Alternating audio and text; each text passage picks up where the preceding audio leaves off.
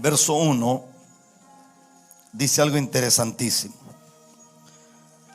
Nosotros asumimos que era Juan, el discípulo, el que está en la isla de Patmos. Voy a decir algo que normalmente nunca dije. Ora a Dios para que usted esté acá. Dice entonces, verso 1. Cuando lo tenga usted dice un amén fuerte, por favor. Entonces me fue dada una caña semejante a una vara de medir. No era una vara de medir, era parecida a una vara de medir. Y se me dio una orden, se me dijo. ¿Qué se le dijo? Levántate. ¿Qué se le dijo? O sea, toma una acción de carácter. Segundo, y mide el templo de Dios. ¿Qué vas a medir? Y el altar y a los que adoran en él. Yo tuve la oportunidad de viajar un poco y conocí a algunos rabinos en Israel y le pregunté a tanta gente por esto mismo. ¿Qué se le medía al templo? ¿Qué era lo que se le medía? Yo quería saber qué se le medía al templo, porque sobre esto se dicen cosas. Entonces, después de estudiar tanto, descubrí que al templo se le medían 16 cosas. No voy a ahondar en ellas, solamente haré algo a grosso modo. Lo primero que al templo se le medía, si alguien está aquí, diga aleluya. Dice que al templo lo primero que se le medía era madurez, lo segundo carácter, lo tercero temor, integridad, dimensiones, anchura, profundidad, administración, altura, contención, capacidad, potencial, maximización, grandeza, designio y responsabilidad. Partiendo de allí, alguien me preguntó a mí, ¿qué es madurez? Madurez es la suma de todo lo que tú has vivido en esta vida. Pon algo como aleluya, algo así, porfa. Madurez es todo lo que tú has vivido en esta vida, permiso. Y te da una plataforma para obtener libre escogencia. A eso se le llama madurez. Dice que lo segundo que se le mira al templo es el carácter. ¿Qué es carácter? Carácter es la suma de todo lo que tú has vivido y te da el sentido de individualidad en medio de una multitud. La gente de carácter sabe decir no, aunque los demás digan sí. La gente de carácter tiene la capacidad de poder escoger en medio de las vicisitudes de la vida. Lo tercero que se le mira al templo sería temor. ¿Qué es temor? Según la enciclopedia mía, temor es cuando tú evalúas las consecuencias y decides no pasar por ellas. Es decir, yo puedo hacer cualquier locura, pero decido no hacerla por un sentido de responsabilidad. Porque no solamente dañaría mi vida, sino que el tomar una decisión puede ser que dañe la vida de mis hijos. Y puede ser que afecte la vida de otros.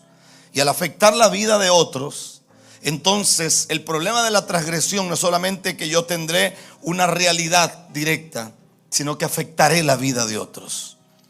A eso le llamo yo temor. Cuando yo evalúo las consecuencias y decido no pasar por ellas. Pero hay un verso aquí que a mí me sacude, porque dice que Dios... Vamos a hacerlo así. No, está bien, hermano. Yo todavía tengo un bolsito, hermano. Gracias. Eso, gracias. Hay un verso aquí que a mí me sacude, porque dice el verso: levántate y mide el templo de Dios. Alguna vez hablé de esto que no voy a hablar hoy, porque según la Biblia, Dios no habita en templos hechos por mano de hombres. Nosotros somos el templo de Dios. Si somos el templo de Dios, quiere decir que el no entender lo que somos puede ser que aborte todo un plan divino sobre la tierra y sobre nuestras vidas. ¿Alguien está aquí todavía? Ahora, lo segundo que se le pide que mida es el altar. El altar. Oiga esto. Tienes que medir el altar. ¿Cómo se mide el altar? Dicen los que saben que la única forma de poder medir el altar era que el altar tenía que tener las medidas exactas. No que el constructor quería, no que el arquitecto había pensado. El altar tenía que tener exactamente una estructura según lo que Dios había revelado.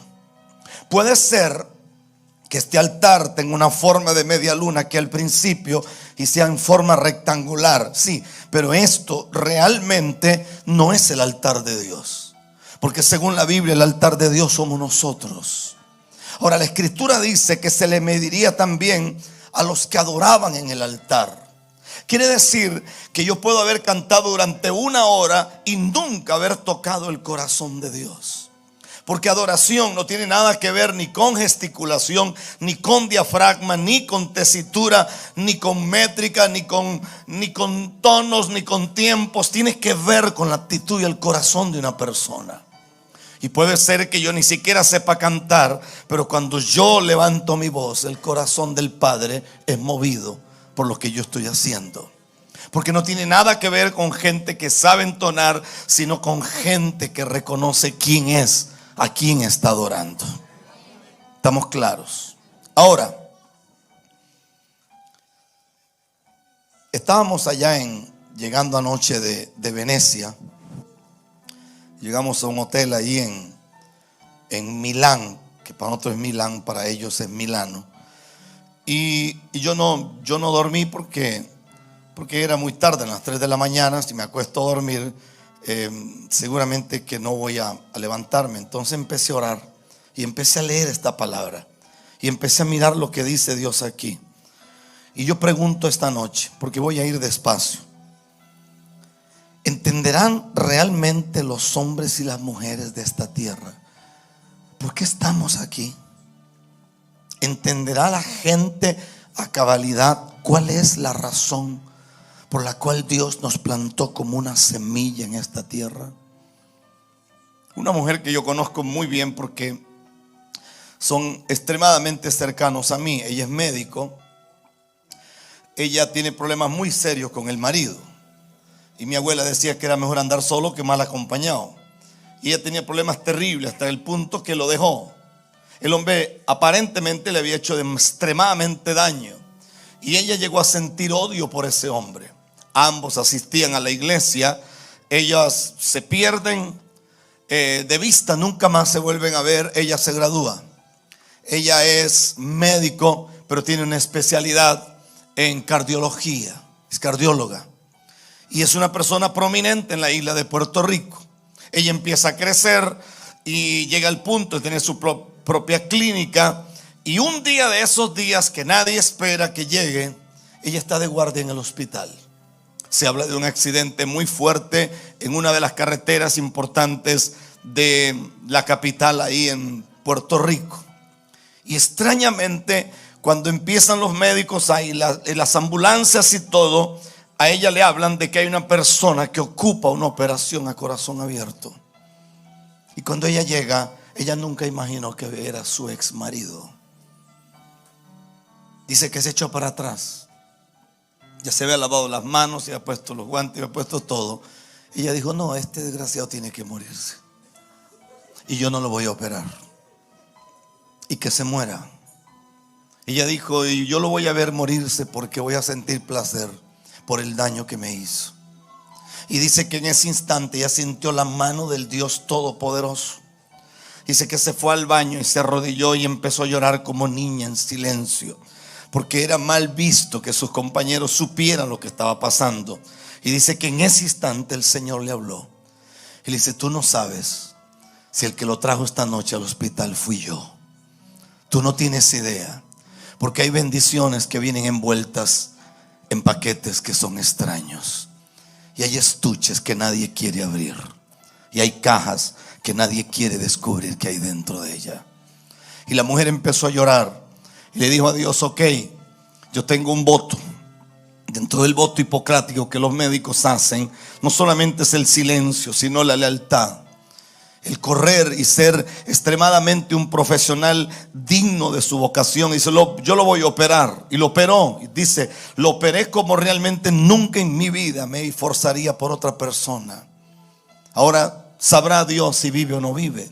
Pero dice que se fue para su casa porque no quería estar más en el hospital. Y estando en la casa, él tuvo un sueño. Y en el sueño el Señor le dijo: quiero que lo cuides en el hospital. Entonces ella dijo: Dios, o sea, yo entiendo que Dios tiene cosas medias jocosas en la vida, y a veces Dios es irónico. Eso lo logro entender clarísimo. O sea, Jesús manda a Pedro y le dice que pesque, y el pez que trae 2 monedas en la boca. O sea, ¿a quién Judas se le ocurre que un pez va a tener 2 monedas en la boca? O sea, manda otro profeta, a alguien se le cae una hacha en lo profundo del Jordán, y el profeta corta un palo y todas las leyes gravitacionales se rompen porque el palo se hunde y el hacha, que es de metal, flota. ¿Tiene lógica eso? Jamás. Hay un poco de veneno en un potaje que hicieron para comer. El profeta dice: échenle harina, la harina neutralizará el veneno. Pero es tremendo porque la gente le cree al profeta. Yo no me lo hubiera comido muy fácil esa comida, pero la gente le cree. Entonces entiendo que Dios tiene ironías. Un profeta manda a su siervo a un monte y le dice: mira, y el profeta a la 7ª vez le dice: veo una nube que se levanta del mar como el tamaño de la palma de un hombre. El mar simboliza el mundo, simboliza las multitudes, pero la palma parece que es el puño de Dios, que es el apóstol, el profeta, el evangelista, el pastor y el maestro. Parece que simbolizaba el ministerio de los tiempos finales. Y una gran lluvia se avecina, y la gran lluvia que se avecina será una lluvia que cambiará la realidad donde estamos viviendo. Los Baales, los de Acera tienen esto plagado de cuánto demonio, pero hay un profeta que ha dicho que lloverá otra vez sobre la tierra. Dice la mujer que el hombre entró en coma. Los colegas le decían: él va a morir en cualquier momento. No murió, duró 3 meses. Y el Señor le ordenó que lo cuidara cada día. No sé si me escucha lo que le digo. Mientras estaba pensando en eso, dice que hubo un día donde el Espíritu Santo la llevó a ella contra la espada y la pared, y le dijo: ¿cómo tú pretendes que yo te lleve a las naciones? ¿Cómo tú pretendes que yo pueda hacer milagros si tú no puedes ni siquiera perdonar a una persona? Y dice que hubo un momento donde ella lo agarró de la mano. Ella sabe que el tipo está entubado, está pegado a un ventilador mecánico, y dice que lo agarró de la mano y le dijo el nombre, y le dijo: yo te perdono, y también te pido perdón porque sé que yo tampoco fui la gran cosa. Porque a veces uno es víctima de todo el mundo, y qué tragedia es vivir por la vida con un espíritu de conmiseración, esperando que todo el mundo sienta compasión. Y yo creo que la razón por la que las llagas a Lázaro no se le sanaban era porque los perros todos los días se la lamían. Porque si los perros no se la lamían, se tenían que haber secado. Entonces hay gente que le gusta eso, de que pobrecita la hermanita, que mi chiquita, que no sé qué. Ya está bueno. Entonces dice que ese día que ella está allí, que lloró y lloró y lloró y lloró, ella me dice: papá, me dice, yo quería apretarle el pescuezo a este desgraciado mío, porque yo decía: este hombre no merece vivir. Esta es la peor porquería de la tierra. El hombre, cuando le hacen los exámenes de sangre, descubren que el hombre es alcohólico, descubren que el hombre es un adicto a la heroína. Entonces no valía la pena que viviera. Pero la historia dice que como a los 3 meses y unos 4 días más, dice que el hombre volvió. Y el hombre la miró y le dijo: supe que me estuviste cuidando. Y dijo: ¿cómo lo vas a ver si estaba en coma? Sé que Dios hizo algo. Y el hombre empezó Dios, y algo extraño, para no terminar tan tarde con la historia, se volvieron a casar. Tienen un ministerio poderosísimo. Trabajan bajo nuestra cobertura. Su principal enfoque es la restauración de las familias, y tienen un ministerio de miles. Ahora yo pregunto: ¿no será que a veces Dios nos permite tomar unos tragos amargos para enseñarnos cosas? Es que qué fácil es ir por la vida poniendo un montón de barreras, que nadie puede entrar, que nadie puede tocarme. Parece que el hijo pródigo nunca abrió sus ojos en la casa de su padre. Tuvo que estar metido en un lugar, en una posilga donde solamente olía excremento de cerdo para poder abrir los ojos. No sé si me escucha lo que le digo. Mientras yo leía esto, entonces empecé a pensar en varias cosas. Yo escucho los predicadores y yo respeto lo que alguna gente dice, aunque no lo comparta. Cuando yo oigo los predicadores que dicen en los cultos, esta es la iglesia de los millonarios. Mano, por amor a Dios. Hay gente que con un carro viejo son creídos. ¿Cómo cree manejando una cosa de verdad? Hay gente que el día que tenga plata se lo lleva el diablo, porque no tienen carácter para tener dinero. Porque para tener dinero hay que tener carácter. Y si usted no tiene carácter, usted se convierte en una desgracia de sus propias decisiones.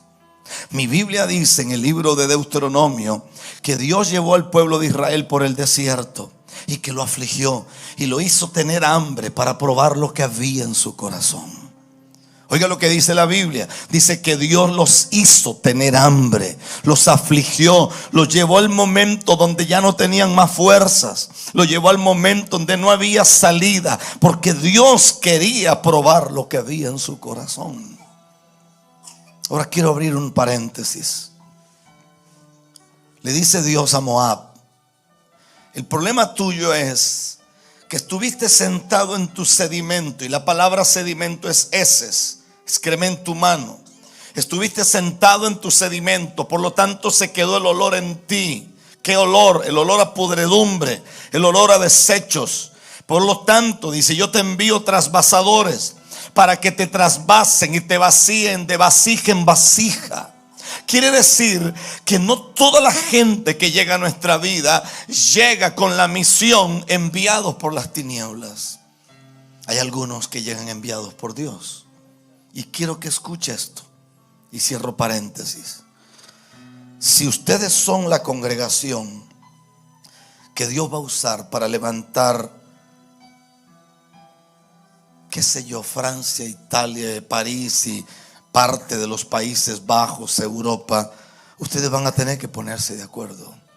Porque a algunos de ustedes les va a tocar que tomarse tragos muy amargos. Porque la única forma que Dios pueda hacer algo en esta tierra es cuando la gente no huele a tierra, sino cuando la gente huele a horno de fuego. Hay gente aquí en esta reunión que ha sido metida en un horno, ha sido metida en un foso de leones como Daniel. Y hay gente aquí en cuya realidad que dicen: sí, pastor, pero es que a mí en Colombia no sé qué. Hay gente que no puede superar un divorcio. Ya está bueno. ¿Qué va a hacer? Va a llorar toda la vida por eso. No tiene sentido seguirlo haciendo. Parece que el aquí, el ahora de Dios tiene que ver con este día. Por eso Dios le dice aquí a este hombre, o el ángel le dice: quiero que midas el altar. Pero es que el altar no se mide en torno a las medidas humanas. Por eso no me gusta aquí en Estados Unidos, por ese polen infeliz, hermano. Porque en Costa Rica no hay polen, hermano. Y las cositas esas que polinizan las cosas allá son como más prudentes, porque aquí no se tragan esa cosa, hermano.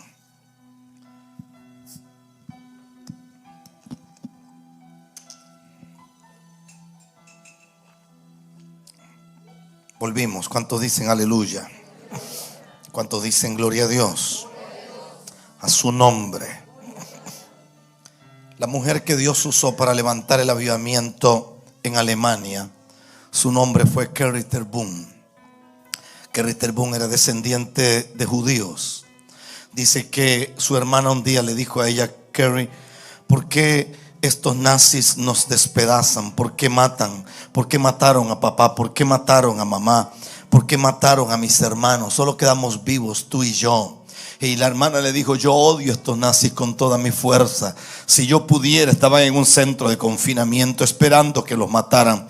Y dice que Corrie le dijo a ella: ¿sabes cuándo terminará esto? El día que Dios decida que termine.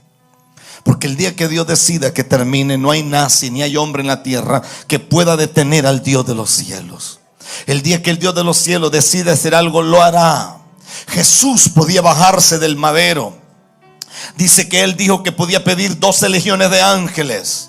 Se dice en la Biblia que un ángel mató más de 100,000 personas. Un solo ángel podría levantar una hecatombe en el mar, podría levantar un tsunami. Un solo ángel podría cambiar la historia de este planeta. Un solo ángel podría mover lo que fuera. Un solo ángel podría mover las estrellas, el sol y la luna. Y dice que Jesús dijo: yo puedo pedir 12 legiones de ángeles. 12 legiones de ángeles podía mover a Miguel con todas los guerreros más grandes de la tierra. Pero decidió no bajarse de ese bendito madero. Parece que miró más allá y decidió no pasar una eternidad sin ti y sin mí. Y cuando yo leo eso, mi corazón entonces empezó a temblar. Alguien está aquí todavía. Alguien puede decir gloria a Dios. No los oigo. Alguien puede decir gloria a Dios. Gloria a Dios. ¿Qué pasaría si esta noche entrara por esa puerta la persona que más daño te hizo en la vida? ¿Qué pasaría? ¿Seguirías contento? ¿O se te cambiaría esa sonrisita picaresca que tienes? ¿Qué harías? Uno nunca sabe cuán sano está hasta el día que se expone a una realidad.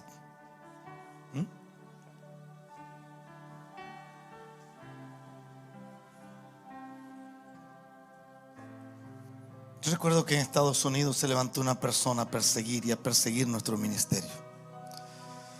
Un día llegué a una radio y me lo encontré con la directora de la radio. Ahí parece que se querían mucho porque estaban muy juntitos. Lo tremendo era que la directora de la radio tenía su familia y él también tenía su hogar. Y entonces yo miré la escena y tenía 4 o 5 testigos y podía haber abierto la boca y haber dicho muchas cosas, y yo guardé silencio. Era muy fácil para mí defenderme y ponerlo por el piso a él y decirle: cállese la boca porque usted no tiene moral para hablar. Y él hablaba demasiado de santidad y de pureza y no sé qué. Y parece que cuando uno habla mucho de algo es porque carece de ello. Y entonces recuerdo que era tan sencillo hacerle daño. Yo recuerdo la forma como murió. Y entonces después me puse a pensar: es que parece que en esta vida hay una cuota que a uno se la cobrarán tarde que temprano.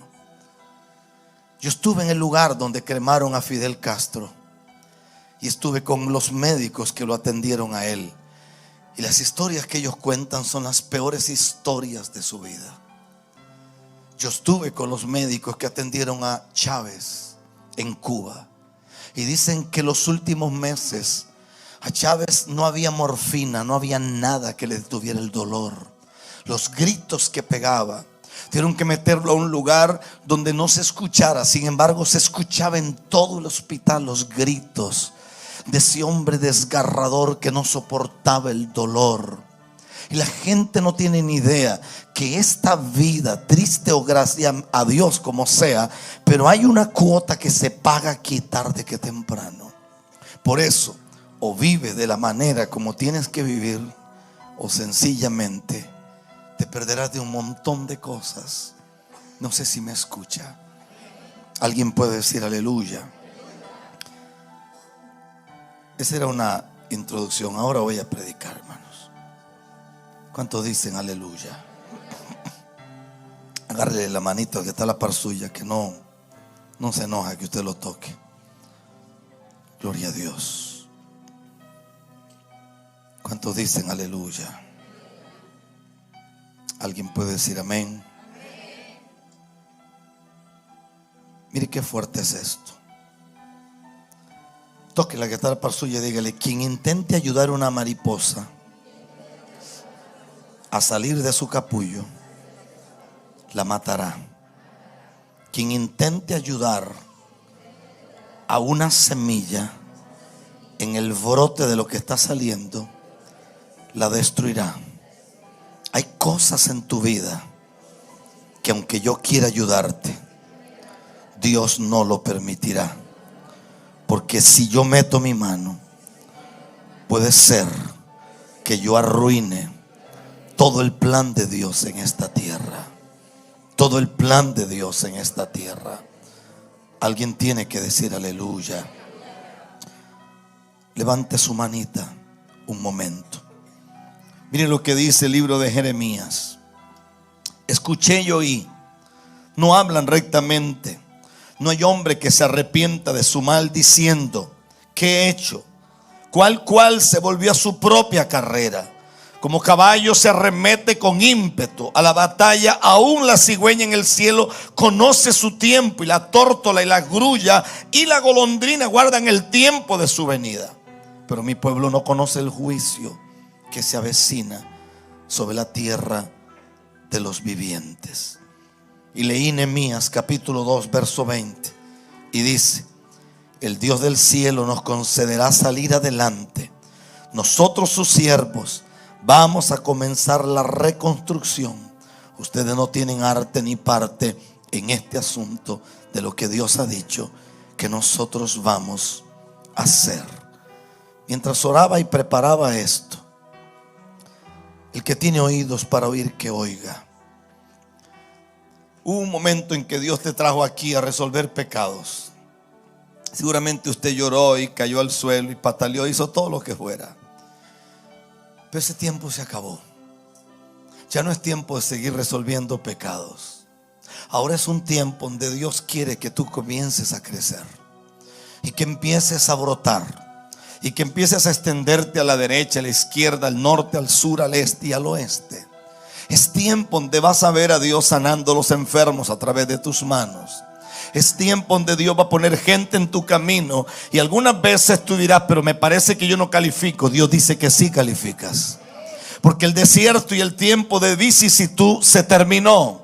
Al igual como aquí hay un tiempo de primavera y salen las cosas, y en el tiempo de invierno se le caen las hojas a los árboles y usted piensa que se murieron todos, y hay tiempos muy fríos y hay tiempo de calor. Sucede que hay una temporada que terminó y una temporada que recién comenzó. Y la voluntad del Dios de los cielos es que abras tus ojos y puedas mirar más allá. Si logras ver más allá, entonces darás gloria a Dios y bendecirás su nombre. Alguien puede decir aleluya a eso. Levante manos si puede. Levante sus manos. Dice la Biblia que la lámpara de Dios se estaba apagando en la tierra que representaba al pueblo de Israel. Había un sacerdocio en Silo. Había un sacerdote que era el sumo sacerdote llamado Elí. Tenía dos hijos, Ofni y Finés, que eran tremendos y no ocupo hablar de ellos.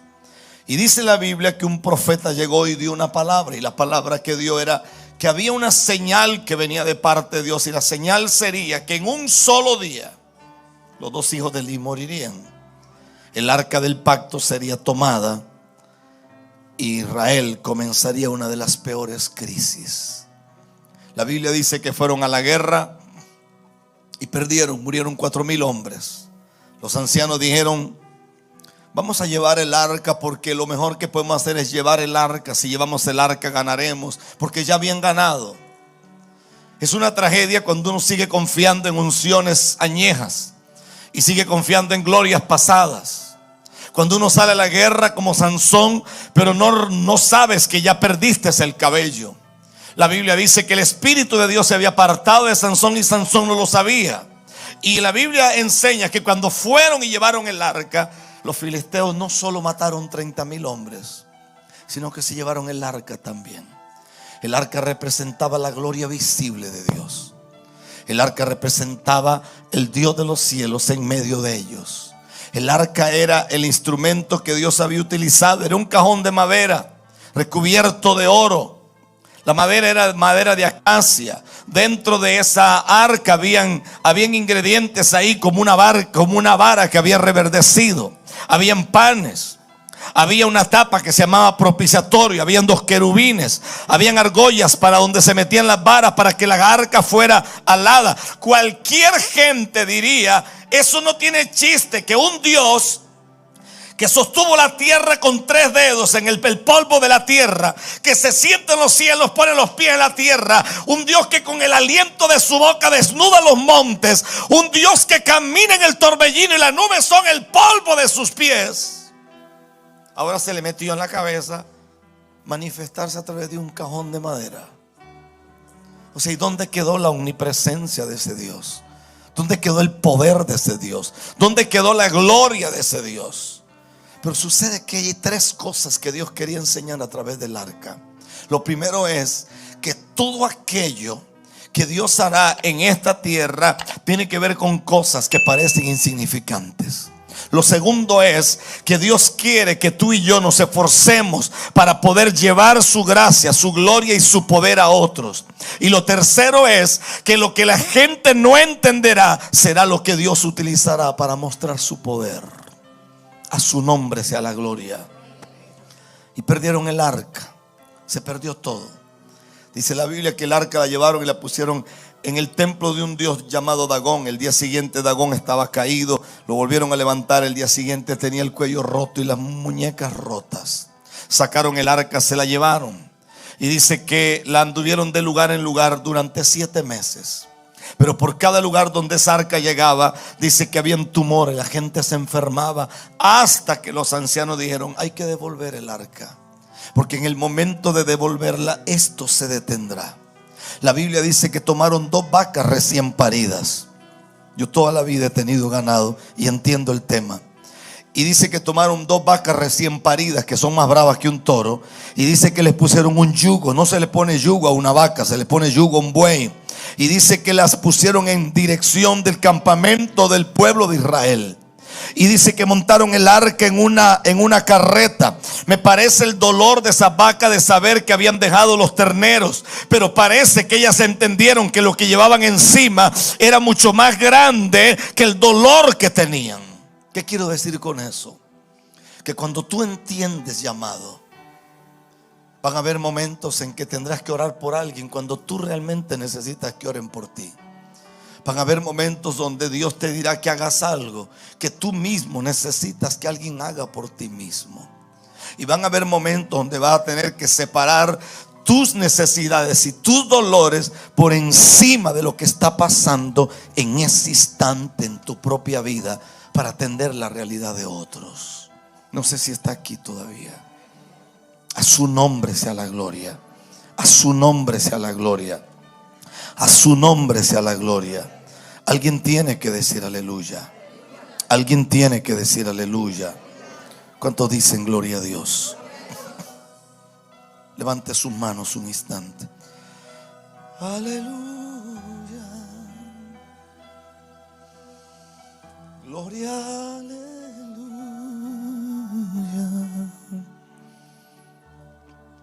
Me iba a detener porque aquí necesito decir algo. Aleluya. Gloria al Señor. Aleluya.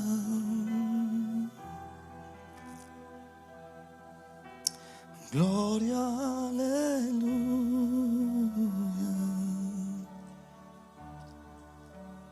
Gloria, aleluya.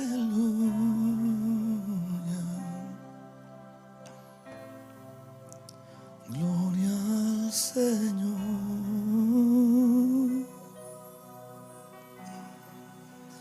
Tú eres.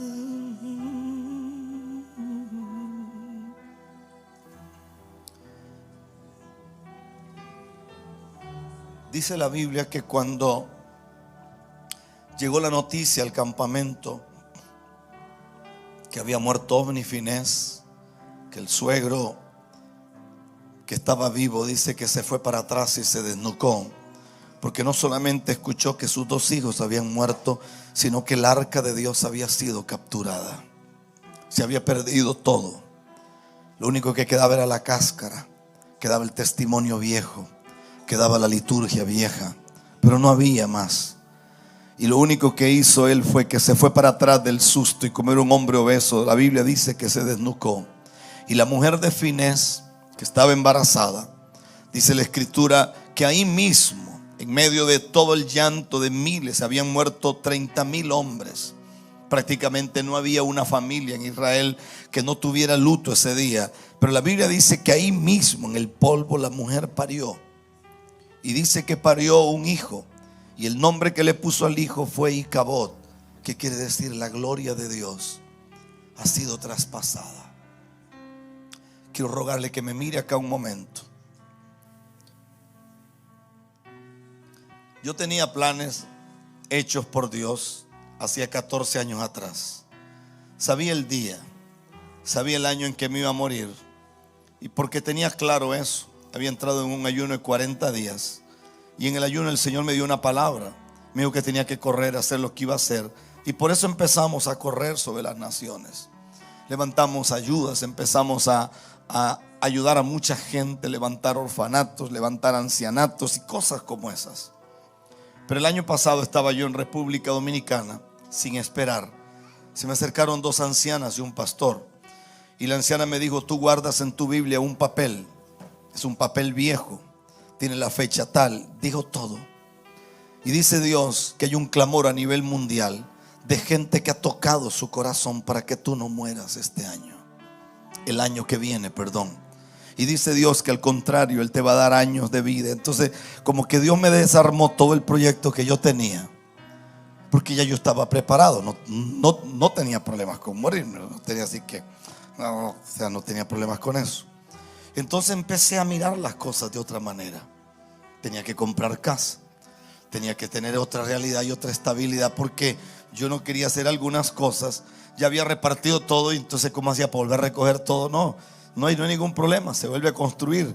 Pero ¿a qué voy con esto? Escuche lo que voy a decir. Se vienen días sobre este planeta, empezando el 2023. Se vienen días difíciles. Va a haber hambre en la tierra cual nunca antes la hubo. Va a haber gente muriendo en diferentes partes de la tierra cual nunca antes hubo. La economía del mundo se va a venir al suelo. Va a haber gente gritando de aquí para allá y de allá para acá. Yo de tonto no tengo un pelo y tengo un doctorado en economía. A mí no me van a echar el cuento que esas tonteras que está pasando en Ucrania, con el poderío militar que tiene Rusia, ya hubiera partido Ucrania 40,000 veces. Es todo un plan que hay. Es todo un plan. El plan era quebrar todo. No, que es que hay mucho petróleo que viene aquí, discúlpame, y los pozos petroleros de Venezuela, y los pozos petroleros de los Emiratos Árabes, y los pozos petroleros, hello. Entonces la idea es encarecer el planeta. La idea, porque todo esto se mueve hacia lo que las élites quieren hacer. El año que viene no será sencillo, pero será un año donde habrán hombres y mujeres que le van a creer al Dios de los cielos. Y usted va a tener que sacudirse esta misma noche. Yo no vine aquí ni para que la gente se cayera al suelo, ni para que la gente pegue gritos y la gente diga: wow, qué culto poderoso. No, estoy aquí así como medio tranquilo, porque yo soy demasiado gritón. Porque creo que lo que Dios quiere es que retomemos algunas cosas que hemos dejado en el camino. Porque lo que viene no será fácil. Y Dios cuenta con las manos tuyas. Y Dios cuenta con las manos mías. Dios cuenta con el servicio de tu vida y el servicio de la mano mía. Dios cuenta, porque delante de la boca tuya tiene que haber algo que no sea queja. Tiene que haber algo que tenga que ver con gloria. Y yo respeto a la gente de los continentes que hayan, y respeto a los africanos. Yo voy para el África el próximo martes a un evento gigante en una iglesia poderosa que tenemos allá. Pero yo entiendo que lo que Dios va a hacer en los años que vienen, muchos o pocos, tiene que ver con este bendito pueblo latinoamericano. Y Dios va a levantar el continente latinoamericano, y va a levantar gente que no tenía nombre, y va a levantar gente que viene golpeada, que viene traumada, que viene dañada como usted o como yo. Gente que en algún momento fue pisoteada, gente que en algún momento nos traicionaron. Pero a este pueblo Dios le ha confiado la gloria de los últimos días. Y esa gloria de los últimos días se va a mover al norte, se va a mover al sur, se va a mover al este y al oeste. Y le voy a decir algo, mi niño y mi niña. Usted tenía unos planes tremendos de vivir aquí en París, pero Dios te va a romper los planes. Porque Dios es especialista en matar sueños.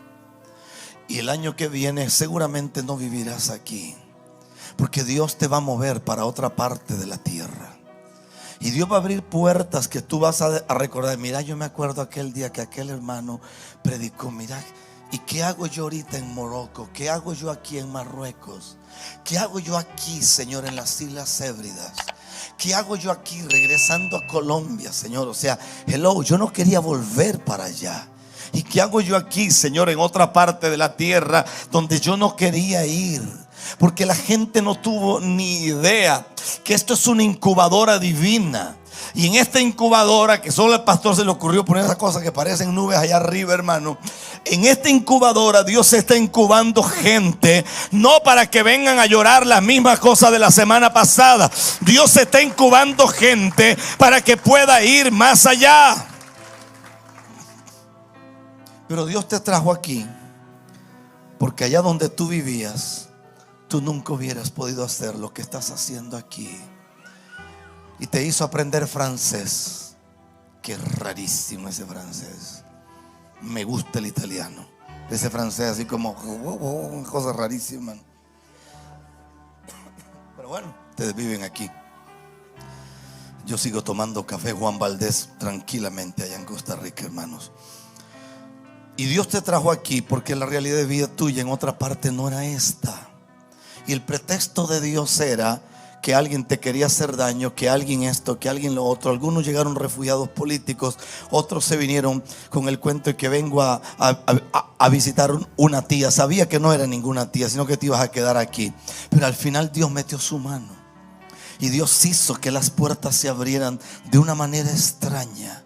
Pero estás aquí. Y desde esta incubadora Dios te va a soltar para las naciones de la tierra. Y la idea del Espíritu Santo es que el profeta está en una cama. Su nombre es Eliseo. Joab llega y le dice al profeta: ¿qué puedo hacer? Y el profeta le dice: abre la ventana que da al oriente, la ventana de la vergüenza, la ventana de la derrota. Solo en el oriente se había perdido la batalla de Goín, que era la peor batalla que se había perdido.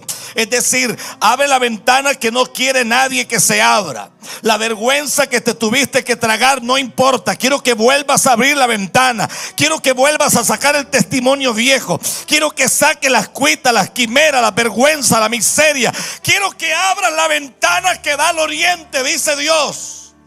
Quiero que saques el testimonio que nadie quiere tú que se sepa. Quiero que la abras. Y cuando la abras, lánzale una flecha al campamento enemigo y dile que el pacto de neutralidad se terminó. Dile que el pacto de neutralidad se terminó. Y dile que hay una guerra que se comenzó en los aires. Hay gente que no tiene idea que Dios lo va a mover al norte, al sur, al este y al oeste. En los próximos años se estarán viviendo en Tokio. Hay gente que no tiene ni idea que Dios los moverá desde aquí para Corea, porque las naciones del mundo se están muriendo. La gente está agonizando. Uno va a países como Italia. Uno va, por ejemplo, a Venecia. Y uno que más o menos camina en el mundo espiritual, uno siente la muerte. La gente quiere cualquier cosa menos a Dios. Uno va a Inglaterra. La gente quiere cualquier locura. La gente adora hasta un perro, un ratón, por no adorar al Dios de los cielos. Y usted se da cuenta que lo único que puede calentar este continente frío es gente que venía llena de gloria de otra parte de la tierra. Es gente que venía con un sueño, gente que venía con alguna situación. Entonces usted dice: ¿qué es lo que me está tratando de decir? Que todas las lágrimas que has llorado, que las vergüenzas que has tenido, que las traiciones que han tenido, tenían un plan en los cielos. Y el Dios de los cielos te preparó para esta hora.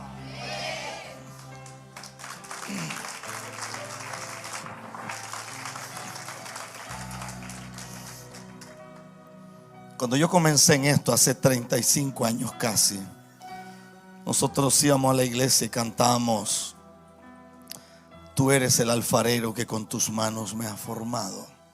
Cantábamos: alabaré, alabaré, alabaré a mi Señor. Uno prendía una cosa que le echaba querosén y le metía el querosén adentro y le metía una mecha y a una tapa le abría un hueco así y por ahí salía la mechoncita así Y entonces eso echaba un humarascal, que si ese humo lo tocaba usted lo dejaba negro para toda la vida, hermano. Pero así adorábamos a Dios. Y en el mes de mayo en Costa Rica se levantaban unos abejones que le llamaban abejones de mayo, que obviamente ustedes no saben nada porque ustedes viven en París, hello.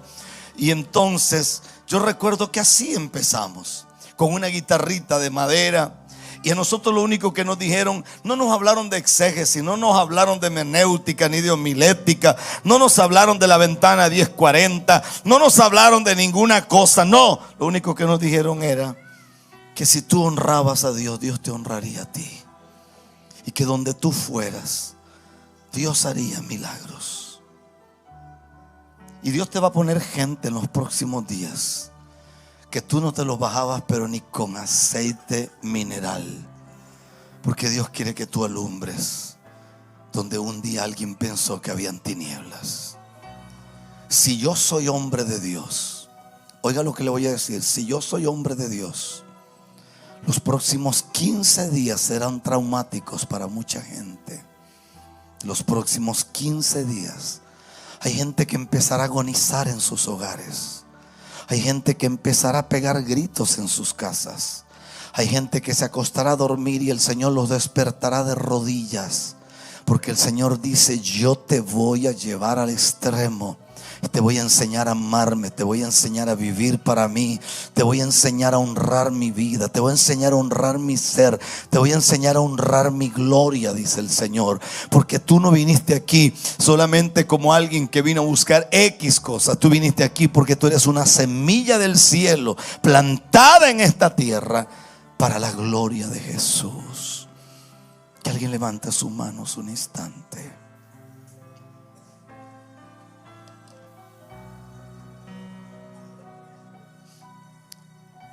Yo recuerdo que nosotros llegamos a los Estados Unidos por una palabra. Yo tengo 4 hijas. Tengo a Priscila, que es la mayor, Berenice, Catherine y Karen, que son gemelas. Y recuerdo que estaba en Honduras y un profeta de Dios en un lugar que se llama la San Jorge, un hombre de Dios, me invitaron a predicar a su iglesia. Yo había predicado 4 veces ese día. San Pedro Sula es extremadamente caliente, había sudado demasiado. Cuando llegué a la San Jorge, me dijeron que el profeta quería que predicara. Entonces agarré un bosquejo viejo que tenía, que no lo había predicado nunca, y lo prediqué. Y parece que a veces en esos lugares uno predica mejor que en cualquier otro lugar. Cuando terminé de predicar, el profeta agarró un vaso con agua. No sé dónde agarró un vaso así. ¿Por qué agarró un vaso tan grande? Una cosa. Y me dijo: tómeselo. Y yo empecé a tomar. Extrañamente, conforme el vaso se iba vaciando, yo me iba llenando. Era como si un recipiente se vaciaba, el otro se llenaba. Y yo decía: qué extraño esto. Cuando terminé la última gotita de agua, el agua me llegó aquí y me caí. Entonces el profeta se me acercó y me dijo: irás a los Estados Unidos de Norteamérica y ahí me levantarás un ejército, dice el Señor. Y habrá un día que tus hijas no tendrán que comer y no habrá ni siquiera leche para darles un biberón.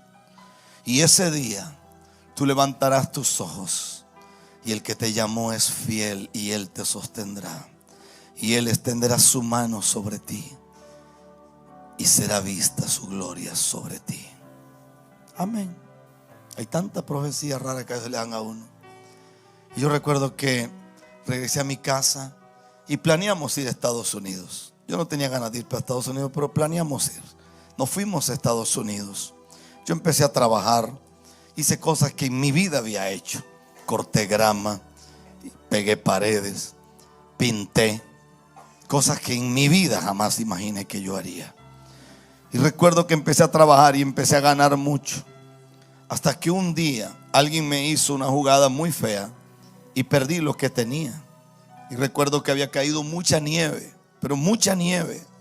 Y aquella mañana yo tenía unas gemelas así chiquititas, que era como tener un par de terneritos en la casa, porque se tomaban 1 galón de leche diario cada una. Y aquello era una cosa seria. Que a quién se le ocurre tomarse 1 galón de leche diario, hermano. Pero había que darle porque ellas pedían comida. Y aquella mañana o aquella madrugada se levantaron y empezaron a llorar. Y yo salí corriendo y bajé unas gradas de un apartamento. Y extrañamente llegué y abrí el refrigerador y me di cuenta que no había leche. Pero yo de tonto no tengo un pelo, hermano. Entonces vi un poquito de azúcar así. Entonces agarré los biberones y los puse a calentar un poquito en el microondas y les empaqueté azúcar. Y yo sé que el agua tibia dulce es un somnífero. Y yo dije, estas muchachitas se duermen con esto. Y esto me da chance a mí de por lo menos buscar algo en la mañana. Y un niño feliz, si usted le da agua con azúcar, es feliz. Se la tomaron y quedaron Catherine y Karen totalmente privadas. Y yo recuerdo que me bajé a la cocina, en la sala, agarré una jacket porque hacía mucho frío y me postré y empecé a hablar con Dios. No tenía cómo. A veces los países europeos, Estados Unidos, son países tan fríos. Allá en mi pueblo, si uno no tiene azúcar, le pide al vecino.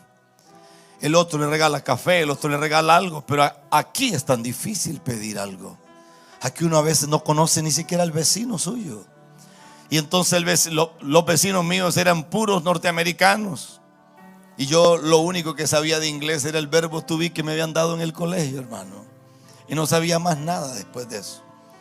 Y recuerdo que estaba postrado y le hablé a Dios tantas cosas, pero tantas cosas. Le pedí que me ayudara, que abriera una puerta. Tenía un bendito carro viejo que le habían puesto el Golden Boy porque tenía un color raro, hermano. Y entonces esa cosa estaba destartalado, le sonaba todo menos la bocina. Y aquella mañana, eran como quizás las 9 de la mañana, tal vez un poquito menos. Y alguien tocó la puerta. Entonces yo estaba bañado en llanto, preocupado porque mis hijas iban a despertar y no había comida. Y recuerdo que era un anciano. Era un viejito blanco, así lindo el viejito con los ojos azules. Extrañamente él me habló en inglés. Y extrañamente todo lo que me dijo yo se lo entendí. Y él me miró a los ojos y me dijo: Rafael, quien te llamó es fiel y Él no te dejará. Él te dio una palabra en Honduras y Él te dijo que vinieras a este país. Y en el momento de escasez, cuando no tuvieras ni siquiera nada, Él iba a probar que Él era Dios en los cielos y Dios en la tierra. Quien te llamó a ti es fiel y Él te sostendrá. Me dijo: el Señor sabe que no tienes leche ni siquiera para tus hijas. Y aquello me sacudió. Yo dije: ¿cómo sabe este hombre que mis hijas no tienen leche para tomar? Y él me dijo: aquí le mandan, pastor. Tenía como unas 40 bolsas llenas de comida, creo como 40. Y entonces en medio de la nieve yo empecé a agarrar bolsas y a poner para adentro. Yo no sabía ni qué hacer, nunca en la vida había visto tanta comida. Cuando venimos con la última bolsa, él me dice a mí que si le puedo dar un vaso con agua. Y entonces yo salgo corriendo a la cocina y agarro un vaso y lo envuelvo así en servilleta y le traigo agua. Y cuando llego con el agua no está el viejito. Entonces subo la grada y digo: este viejito se me subió allá arriba al baño seguramente. Y subí y no está. Volví a bajar y me fui a la sala y di vuelta y no está. Y entonces yo dije: bueno, pero hay nieve. Si este viejito se fue caminando, tienen que estar las huellas marcadas. Si salí caminando y me miré para allá, miré para acá, no hay huellas. Entonces en ese instante me postré ahí en medio de la nieve y le dije a Dios: ¿qué es esto? Y oí el Espíritu Santo decir: yo soy el mismo de ayer, de hoy y de siempre. Si yo te llamé, yo te respaldaré. Caí de rodillas. Se me acercaron alguna gente norteamericana y extrañamente el verbo to be como que lo aprendí un poquito mejor porque pude comunicarme. Y le dije a esa gente lo que había pasado, que mis hijas no tenían leche, que yo les di un biberón con agua, con azúcar, que estaba preocupado, que ellas iban a despertar y no había comida, que vino un anciano, que vino aquí, que vino allá. Y ese día nació la congregación. ¿Por qué digo esto? Porque van a haber momentos en los años que vienen que Dios te va a probar que Él te llamó a ti. Y van a haber momentos donde no habrá fuerzas. y la gente que te rodea estará enferma, y tú tendrás que saber que Dios puso su mano sobre tu vida. Y tendrás que levantar manos santas en medio de lo que esté pasando. Y Dios va a poner en tu camino gente que no es fácil, pero Dios lo va a poner para moldearte, para enseñarte, para que enseñarte a caminar y a ver lo que no habías visto en toda tu vida. Alguien levante sus manos un instante en el nombre glorioso de Jesús. En el nombre glorioso de Jesús. Es que aleluya.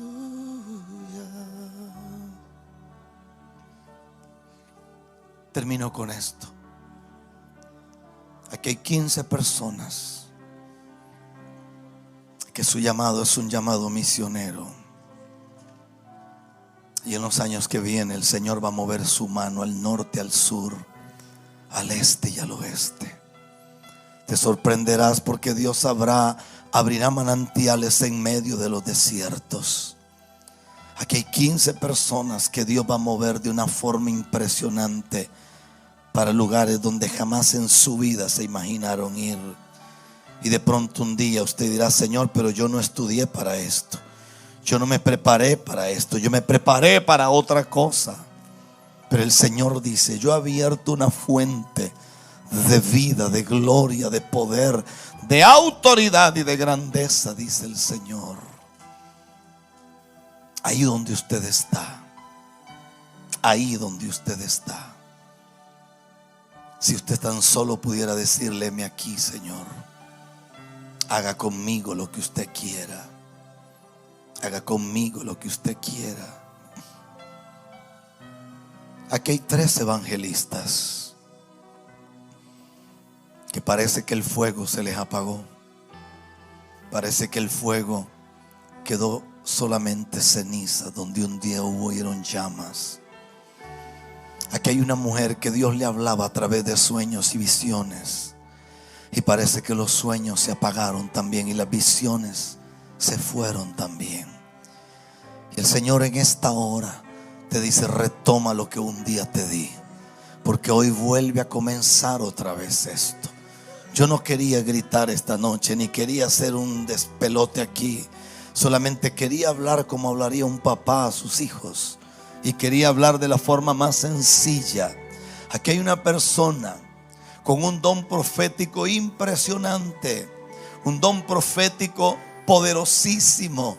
El Señor te revelaba cosas ocultas desde que eras niña. El Señor te revelaba cosas de gente que ni siquiera habías visto, y cuando los veías te dabas cuenta que lo que el Señor te había mostrado era Él. Al principio en tu familia nadie entendía quién eras tú.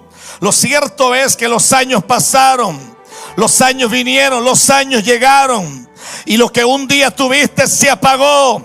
Y el Señor dice: esta noche, esta tarde, yo vuelvo a prender la llama otra vez. Aquí hay 7 mujeres con heridas tan profundas.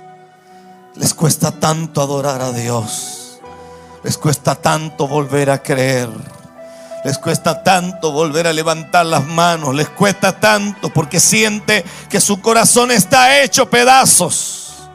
Pero el Señor dice en esta tarde noche: he aquí que yo hago nuevas todas las cosas. He aquí que yo hago nuevas todas las cosas, dice el Señor. Hay una persona con un dolor en el ovario, en un ovario izquierdo, y el Señor le está sanando en esta hora. Hay alguien con un problema de quistes y el Señor le está sanando en esta hora. Alguien ha sentido algo extraño en el oído izquierdo y el Señor le sana en esta hora. En el nombre poderoso de Jesús. He dicho: en el nombre poderoso de Jesús.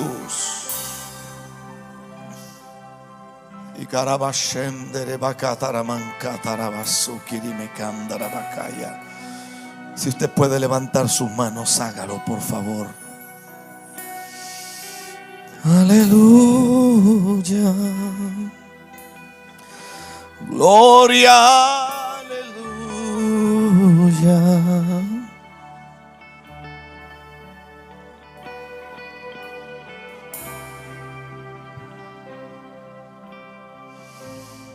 Gloria al Señor. Es que aleluya.